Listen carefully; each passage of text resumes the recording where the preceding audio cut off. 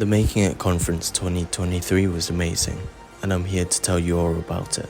As you can see, I literally just logged off from the event, so my mind's still 100% fresh. Let's start with the event itself. It was well organised and the platform makes it immersive.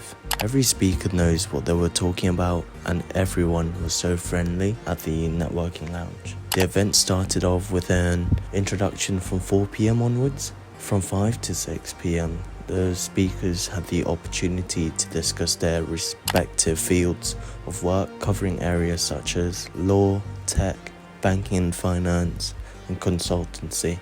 From 6 to 7 PM, it was masterclass, and both Demir and Farah gave empowering speech during their time on stage. Afterwards, I just hung out on the networking lounge, and overall, the lineup of speakers was incredible.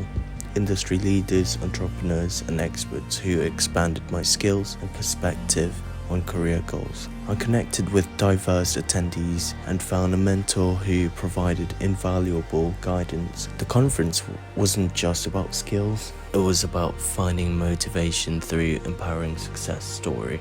And thanks Generation Success for transformative event. To anyone considering attending next year's event, I wholeheartedly recommend it.